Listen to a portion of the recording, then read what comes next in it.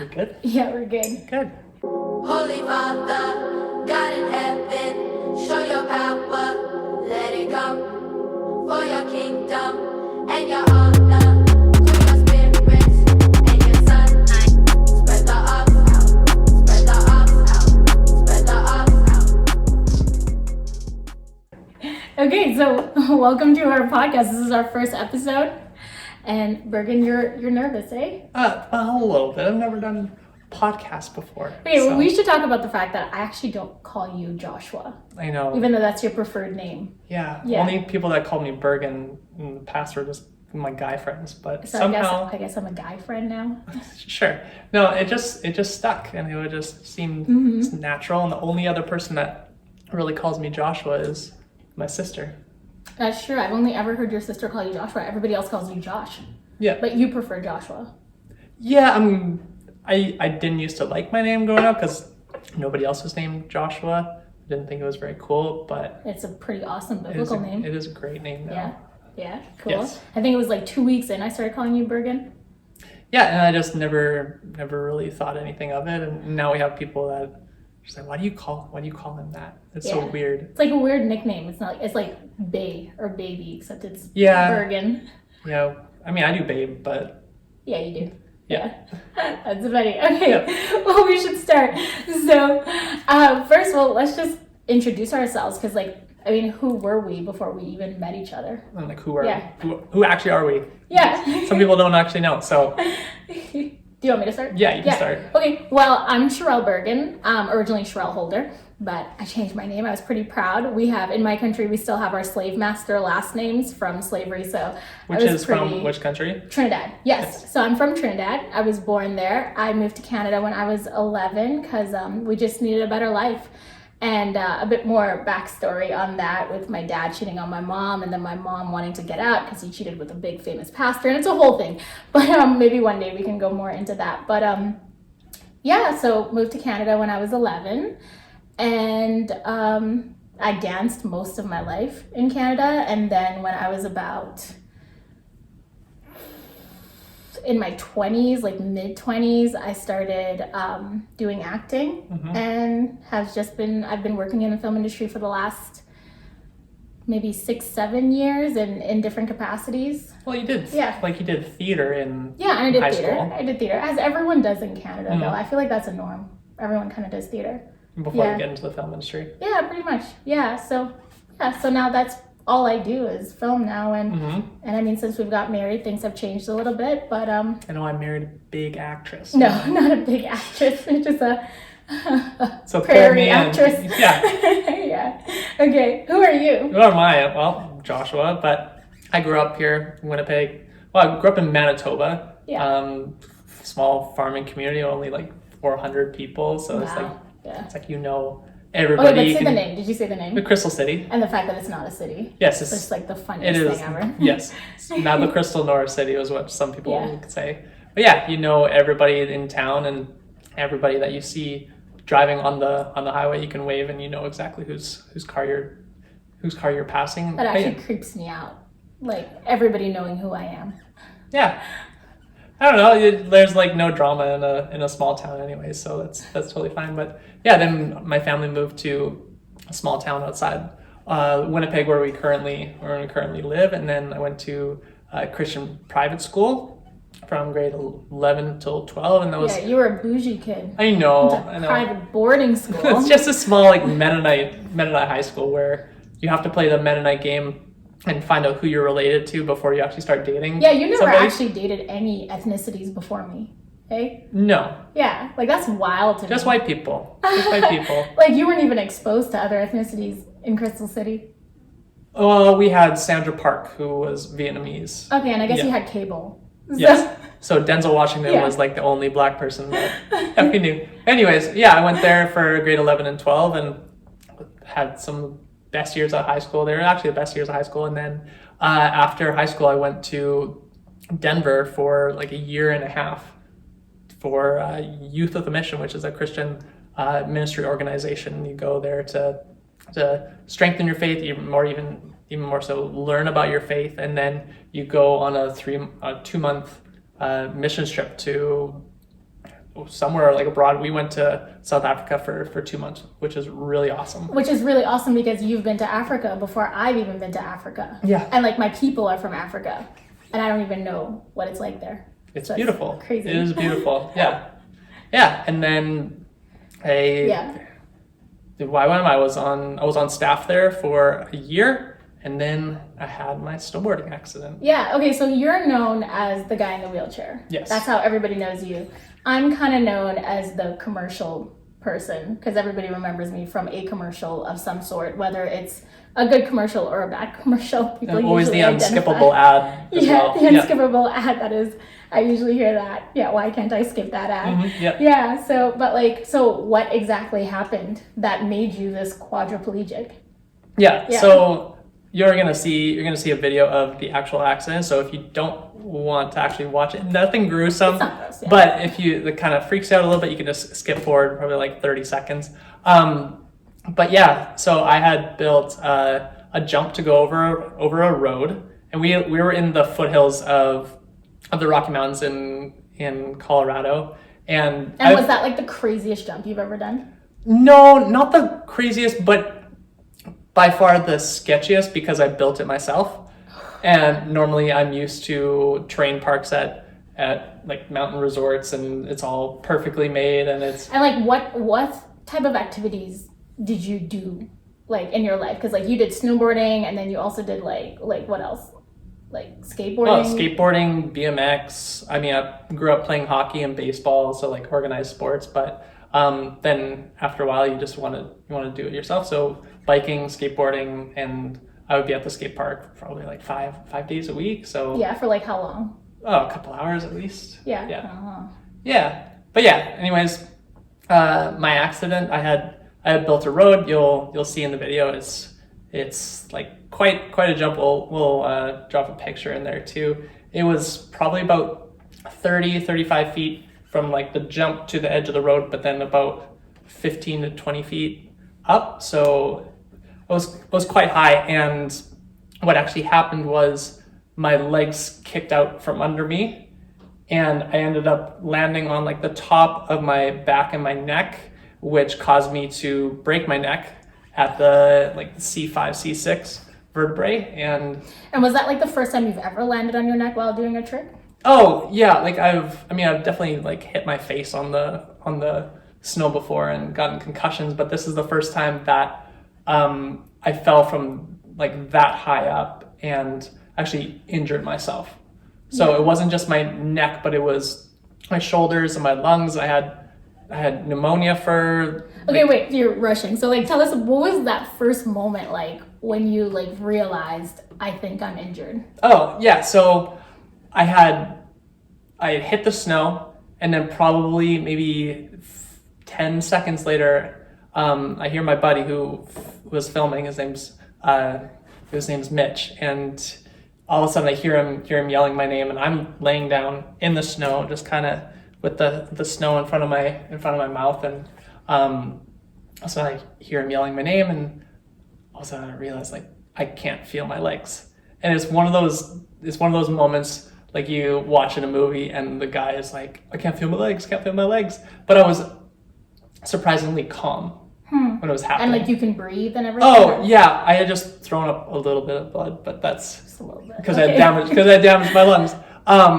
But my buddy, he ran for help, and he said that he was throwing up or wanting to throw up on the way to get help because I mean it's a serious accident, right? Wow. And I was just kind of laying in the snow, not really knowing what to do, but somehow had this calm that was there. Yeah. That's wild. And so what was it like when they first came to you, when the paramedics came in? Oh yeah, so I had a bunch of my friends around there, but then there are obviously the like the search and rescue, whatever our STARS version is out there, and of course they said, "Oh, we have to cut off your jacket and my face mask," and of course it was my favorite jacket at that time. And I'm laying in the snow, I'm paralyzed, and I can't move my arms, can't move my legs. And I said, we really have to cut off my jacket because it's my favorite one. That's funny. Like, so you can't feel your legs. Like, you're pretty much like aware, okay, it's serious, but all you can think is my jacket, my favorite jacket. Well, that's because I had like this picture of this white lion on the inside, and I got it in Aspen and at the X Games, and so so I was more concerned with like keeping my jacket intact than actually being able to walk and move my arms and things like that. Yeah, and so then they got me on a stretcher, took me down to the ambulance, and put me in a helicopter and flew me to a hospital in Denver where I had a couple surgeries, or one surgery that was about 5 hours. And what was the surgery for? Is to stabilize my neck. So we don't have pictures of the X-rays, but that's a wild X-ray though. yeah, we do have X-rays. Pictures of X-rays, and there's just all this hardware in my neck, and I look like I'm like part of like the Terminator or something like that. It was a surreal moment for me when we went to see a doctor, and he had never actually seen the X-rays, or I guess because you don't remember really what was going on in the hospital. Right. So like I was the first to actually see the X-rays before you got to see them, because the doctor let me. He let me come in to the room with him, and even though I see you in a wheelchair every day, and I know you're injured and everything, it was a weird, surreal moment of like, how are you still alive? Because there's just so much hardware inside of your neck. It was like a really scary thing for me. Yeah. Yeah, and from my accident, because we had it on video, the paramedics looked at the video because they wanted to know how they can best stabilize me, or they wanted to know what happened, and they looked and they said that I should have died because I fell from that high up, and I should have damaged my lungs even more, internal bleeding or something like that. So that's wild. That's so miracle there, which is really good. And then so I spent two weeks at that hospital. Thankfully, I had travel insurance. I spent about $200 on travel insurance, and they fit the bill for everything. And how much do you think it came up to, man? Over 150 grand, I think. Wow. Yeah. So I spent 2 weeks there, and then they flew me back to Winnipeg. So I spent all in all in the hospital about a year and 3 months in like rehab. Wow. Yeah. Okay, so what was it like the moment that you realized? Because I mean, your life was doing all this athletic stuff. Yeah. And so obviously when you first realized that you were injured, it probably didn't hit, right? That like you're never gonna snowboard or get on a skateboard or get on a bike again. Like, what was it like when it first hit you? Well, when you get injured and you're used to getting injured, like you pop a shoulder out or you break your wrist, then you just think, oh, it's just like 3 months, 6 months of recovery, and then I'll be back. But with this, it was different because, first week of being in the hospital, I was all hopped up on drugs and hallucinations, all this kind of stuff. Yeah, you told me you hallucinated that your sister lost her head. Yeah, it was, and then my bed was floating around the room and things like that. That's crazy. That's a lot of drugs. Yeah, and well, I don't know, like you can see with my neck, there's a little scar there, and that was because they had to put a breathing tube and you had a feeding tube as well. Yeah, a feeding tube in my stomach, and I think that was sort of the realization that this is not okay. Yeah. And because I was all of a sudden just reliant on a machine to not only just like not to really to breathe, but to because I had troubles like with my lungs and swallowing and things like that, and so I'm all hooked up to all these machines, and I realized that it's not going to be a quick recovery. So that luckily I had like the community that was around me. They believe for miracles and healing and things like that. Yeah. And that's something we'll get into other time. Because you believed God would heal you. Yeah. And we still do. Yeah. And it's been how long? Over 10 years? Well, it's been a decade since February. Yeah. It happened in 2014.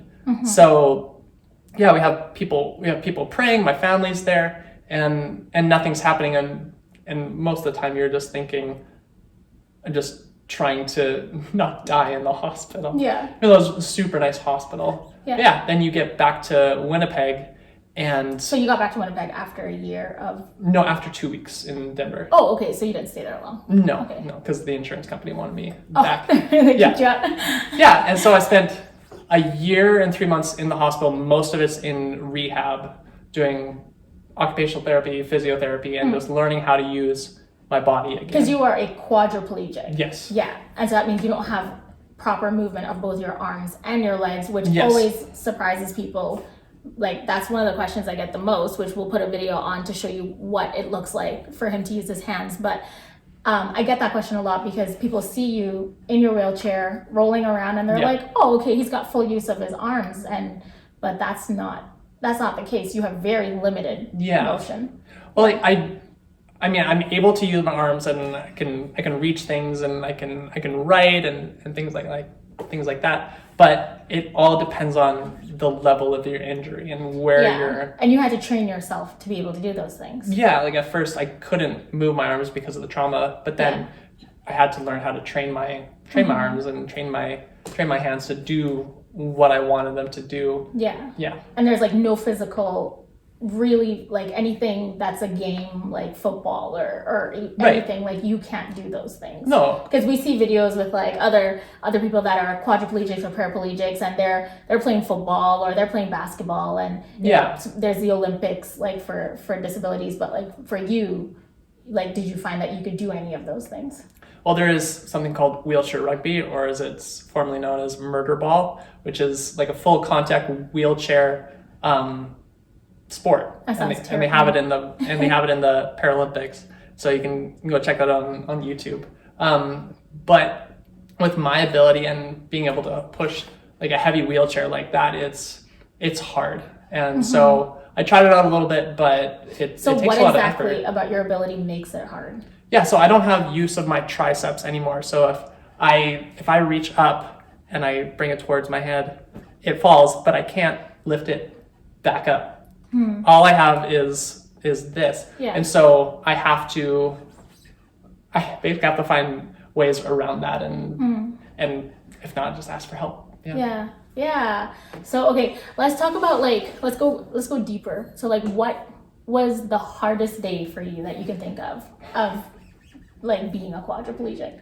Well, I don't know if there's been like a hard day per se, like the hardest day, but I know that there's been like breaking points where I was in the hospital, and it's probably a month or two in of doing rehab, and I'm in occupational therapy, and they have this big long board, and it has these wooden discs. One side is the red side, one side is the yellow side, and what you're supposed to do is pick one up, flip it over, and put it back in the hole. And I've probably been doing it for probably a week, and just 10 minutes a day, and probably a week. And I know my mom's sitting right beside me, and I'm trying to do it. And it's just, you just get to this point where it's just like nothing, like my hands aren't working, and you just break down. And I don't know, I think people just have their breaking points. Yeah. And up until that point, like I've been pretty resilient, but then it's just, I don't know, like you just reach this breaking point. The hands don't work, my legs don't work, and I've been at this for months already, and nothing's changing. You believe that you're gonna walk again, you believe that your hands are gonna work again, and it's something as simple as, I mean, I can do it with my eyes closed now, but it's as simple as picking something up, spinning around, and putting it back down, and it just breaks you. Yeah. It doesn't mean it's the end for you, but it just breaks you and breaks your spirit. And like you were thinking maybe like you'd never be able to do it. Yeah. And it's just like, this is my life now. Yeah. And I just wanted to be alone. I just wanted to be by myself. And yeah, because when I met you, like that was pretty much your attitude. Yeah. It was like 9 years later. Yeah. And it wasn't my attitude the whole way through. Yeah. But it was my attitude at that time. You have your highs and lows of being in a wheelchair, and you really enjoy life, and then life just gets the better of you sometimes. So then what did it look like for you coming home? Because I mean, did you move in with your parents, or like what did it look like? Well, I obviously know, but like tell yeah, of course. So my parents live outside the city, so getting proper care was gonna put too much on them. Like they're both working, But And one thing a lot of people don't know is that you have a brother that is already in a wheelchair. yeah. So my family is no stranger to somebody that has a disability. He has cerebral palsy and epilepsy, and so he's actually like extremely low functioning when it comes to someone with cerebral palsy. So he doesn't walk, he doesn't talk, and that's been since day one. And so having me freshly in a wheelchair, they're no strangers to it. So and that must have been hard on them. Like I mean I can't speak for them. Yeah. But having a brother who was had a disability for 27 years at that point, it was just, what can we do to make this work? How can we make your life easier? Yeah. And one thing I had to do is figure that out. Sort of out on my own a little bit, but they were there to help me all the way. And so I moved into a place that's actually like 3 blocks from where we're living right now, and I moved in on my own. But there were staff there to help me out. There were probably about 7 other guys as well in the apartments up above and below. That were all in wheelchairs? Yeah, with all sorts of disabilities. But they were there to help me from morning till night, getting up, showering, making food, going to the bathroom, that kind of thing. And that's something else we'll get into. Because when I met you, like you were pretty much, as far as I could tell, you were just getting up in the morning, and then they were the ones like helping you out of bed. So like the moment you open your eyes, you can't actually get out of bed until somebody actually gets you out of bed. Right. And so can you give us like a scope of like what it looked like for your day? Like how much were you doing versus how much were others doing for you? Yeah. So obviously I wake up and I have a hospital bed. So it's really nice for watching movies and things like that. So the head of the bed, I like it. yeah. So we use it often. The head of the bed lifts up, the knees lift up, and thankfully I'm able to roll myself over, but managing my own legs because I have spasms that are involuntary. They work against me. So as soon as I wake up, somebody's got to take blanket off and help me get dressed. And I can put a shirt on myself, but socks, underwear, pants, all that kind of thing. And then even transferring into my chair from the bed, I'm very, very thankful that I'm able to do a lot of it myself. And that's something I had to work on for a long time too, is just even being able to transfer from a bed to a chair, that kind of thing. And then just go on your through day, making meals and then. Yeah, so they made your meals for you. Yeah. And yeah, wow. So that's like a whole change of pace, because then it even limits what kind of jobs you can do. And yeah, so like before your accident, what was your goal? Like what kind of job did you want to do eventually in life? Well, I think like any kid, you want to do something like professional sports, and I grew up playing baseball since like kindergarten, and so I thought I would be able to play with like the Major League Baseball. But then getting into snowboarding, that's all that I wanted to do, was be a professional snowboarder. And after realizing I wasn't that good, just being involved in the snowboarding industry, that was kind of my goal. And being able to snowboard while I was working with Youth of the Mission was kind of as close as I could get at that point. We got to go snowboarding on the weekends, and we got to go to the X Games. I went to the X Games three times, and which was amazing. You meet some pro snowboarders, and Wow. Yeah, it was really fun. That is cool. And so then now your life is all different. Did you have any goals of what you wanted to do after your accident, or did it feel like everything was taken from you? Well, when I was in the hospital and introduced to wheelchair rugby, then you kind of have your sights set on the Paralympics. Just to be able to get that adrenaline rush and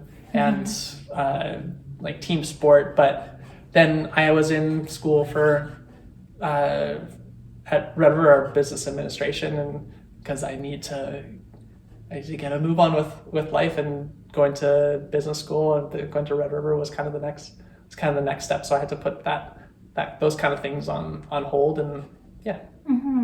Wow. And so like now do you have any goals or any dreams? Because now everything's different. And I mean, the blessing is that when we were engaged, your staff went on strike.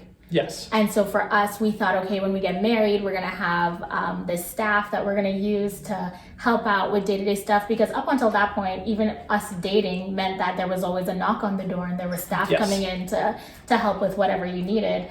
And so then once we were engaged and your staff went on strike, just for union issues, I got pushed into this role where I was doing everything for you then. Right. And that was when it really changed the dynamics of what you realized you could do and not do, because I saw you looking at me and saying, okay, I can't just have you doing everything. Right. And then we started discovering all these things that you could do on your own that you actually never needed anyone to help with, but it's just that you never had the opportunity to do it your own. Because if you spend 9 years of your life basically having staff do most things for you, you get into this routine. And of course, I tried to do as much as I thought that I could, even to the point of not wanting anyone to come into my apartment and just like forgoing meals, because I just didn't want to ask for help. And Yeah, but I mean, our life is just, in a way, it was a blessing that strike happened, because then it forced us to have to figure out how to do it on our own. And I mean, I love our life now because we don't have staff coming in and out, and our life is like in its own weird way kind of normal. Yeah. In that, like, I'm the one that helps you out of bed in the morning, and you make your own breakfast. Yeah. You figured out how to do it on your own, and even things that I hate doing, like washing dishes, you've learned how to do for me. Laundry. Which was like such a blessing, because I knew, I was like, okay, I'm just gonna have to suck it up and do it. Right. But it was just awesome that, and I mean, lucky for you, I grew up with an identical twin sister, so my life was always having a partner, always doing things together, to the point where we were even showering together, and now we shower together because somebody has to shower you. So our life just it looks. We did not shower together before we got married. Yeah, that's good. Yes. That's important. Just want to make sure, Mom. Just so you know. I did shower you though before we got married because of the strike, but don't worry, I had a towel. You did have a towel. He worked it out. We kept it holy. Our pastor knew. I know. That we got permission. Originally, we did ask our pastor if he could help out with it, and he was on a plane to South Africa at the time. So he just said, Cherrel, we're going to keep you accountable. You're just going to have to be the one to do it. And so we would have friends over, and I would be showering him. And so that way we had accountability going to make sure that they knew we weren't going to. Because I mean, for us, we want to honor God, and we believe that sex is for marriage, and we didn't want to put ourselves in a situation to be tempted outside of that. And so we wanted to create those boundaries to make sure that we didn't fall into anything. Yeah. And I mean, that's something that we talked about, that we'll talk about on the next podcast, is what it looked like for us, where, because I know people like to ask us a lot of questions about sex.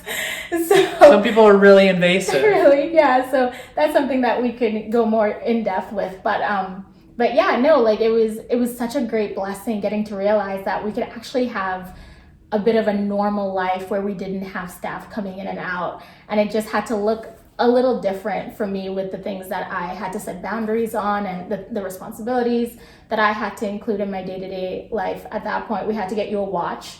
Just in case I fell out of my, knockoff one. We're not spending $250 on that. But we did have to get a watch to make sure that if anything happened, you can call me. Yeah. If I was at work or anything. But it also we had to limit the amount that I could do for film and such. But we'll go more into that in future podcasts. Yeah. Yeah, but I think this was a good introduction. I think so. Like if there's anything that we kind of glossed over, or that I wasn't clear about, just leave us a comment, and then we can either reply to that comment, or we'll just respond to it, and we'll maybe elaborate in like the next episode. Or so the next episode we're going to talk about our sex life, and we're gonna have not fun. Just about our sex, but like just how our life looks different, and how our relationship dynamic looks different with a disability, and what that looks like. And everybody wants to know about sex. I think people really want to know how you do it. How I handle sex? No.